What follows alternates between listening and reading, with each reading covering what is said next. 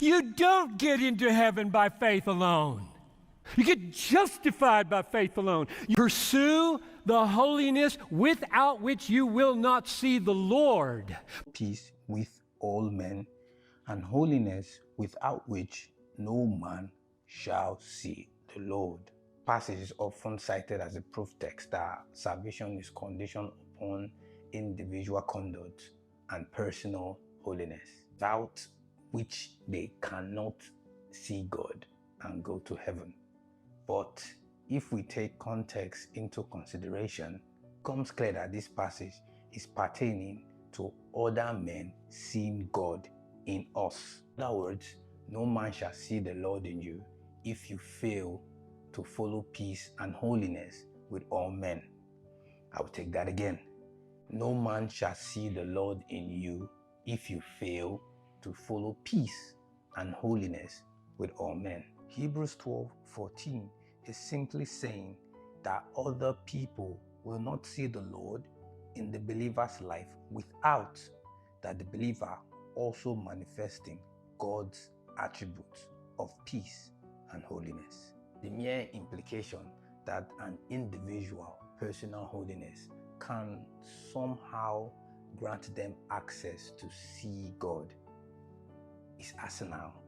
Jesus said, except your righteousness shall exceed the righteousness of the scribes and Pharisees, ye shall in no case enter into the kingdom of heaven.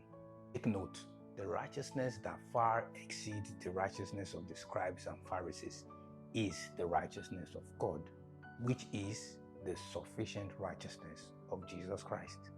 Philippians 3:9 says, and be found in him, not having mine own righteousness, which is of the law, but that which is through the faith of Christ, the righteousness which is of God by faith.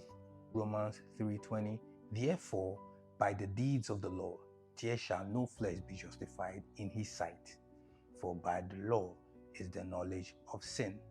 But now the righteousness of God without the law is manifest, witnessed by the law and by the prophets, even the righteousness of God, which is by faith of Jesus Christ, unto all and upon all that believe, for there is no difference. On the cross, Christ became sin for the sinner, so that the sinner can become the righteousness of God in him. I don't know why that is so imperative to understand. You are saved by faith alone, in Christ alone. God bless.